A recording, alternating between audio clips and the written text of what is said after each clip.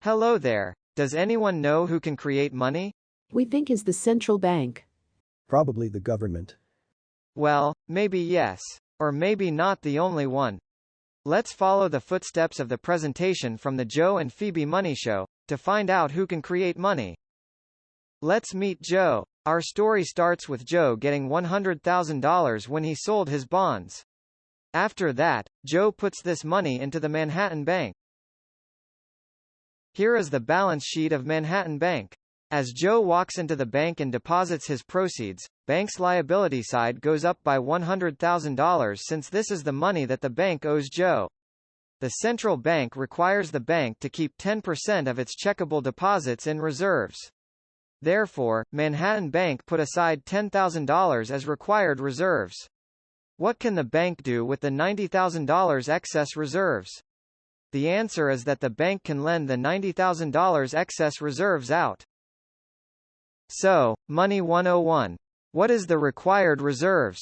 You can think of required reserves as money put aside in case the depositors like Joe wish to withdraw some money. Under normal conditions, it is unlikely that the depositors would withdraw 100% of their deposits, in this case, all $100,000.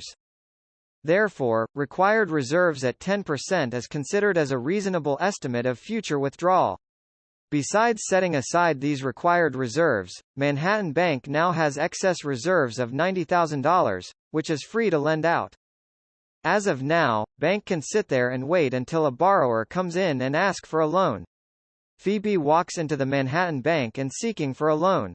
Manhattan Bank now can lend as much as they can, and the maximum amount they can lend is $90,000. Phoebe borrows $90,000, and the $90,000 appears as a loan on the assets side of the bank's balance sheet. Please note that the excess reserves become zero. Since she has not decided what to do with the money, she deposits the loan back into the bank. At this stage, when the loan was made, the money supply or M1 increased by $90,000. Here we see another account added to the bank's liability side while Phoebe deposits $90,000 back to the bank. Since the bank has to set aside 10% of $90,000, the bank sets aside $9,000 as required reserves, making the total required reserves of $19,000, $10,000 from Joe's account, and $9,000 from Phoebe's account.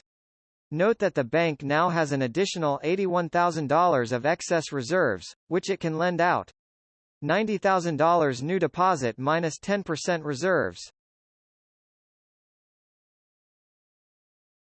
One good question to ask is, what and where is the impact on GDP? Answer: nothing yet. We have to wait until Phoebe goes out and spends the loan she borrowed. Phoebe decided to spend all the $90,000 at Top Arts. At this point, the consumption increases by $90,000. As GDP equals consumption, plus investment, plus government spending, plus net exports. GDP increases by $90,000. Key point. If a loan is taken out, nothing happens to GDP until the money is spent. Phoebe's deposit account is now zero and she still owes the $90,000 in loans. On the assets side, required reserves falling from $19,000 to $10,000. Note that the excess reserves now is zero, so where has the $81,000 excess reserves, loanable funds gone to? Here is the balance sheet for Bank of New Jersey. Suppose Top Arts deposits the $90,000 at Bank of New Jersey, the liability side will increase by $90,000. The bank will also put aside 10% of $90,000, which is equivalent to $9,000 as required reserves. The excess reserve is $81,000 and the Bank of New Jersey can now lend out the excess reserves. When a third person borrows the $81,000, we create another round of excess reserves. This loan creation cycle can continue for a while. From initially, Joe deposits $100,000, moving on to Phoebe and Top Arts. We can see the cycle of money being created. In the end, the initial $100,000 deposit would become $1 million. A 10 times increase. This also creates a new excess reserve of $900,000.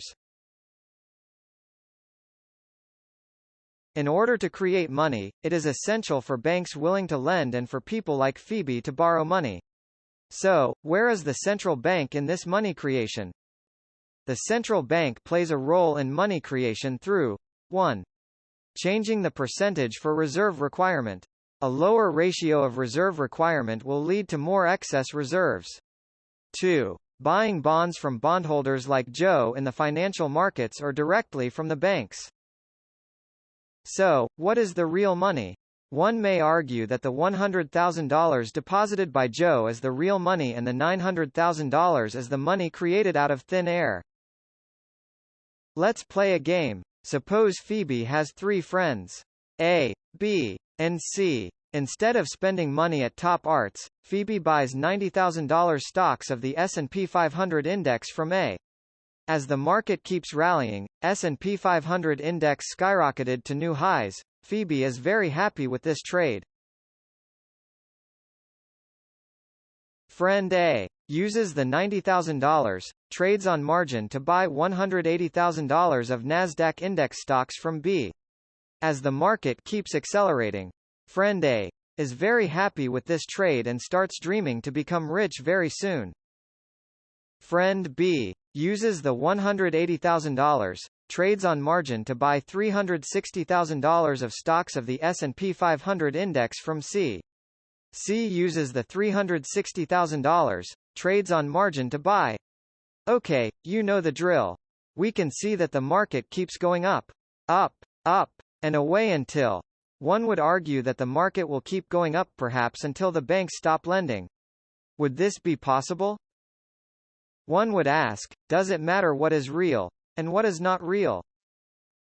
As long as there is confidence in the market, one would argue that as long as banks are willing to lend, and as long as the market participants believe the value indicator by the stock market, then the money is real.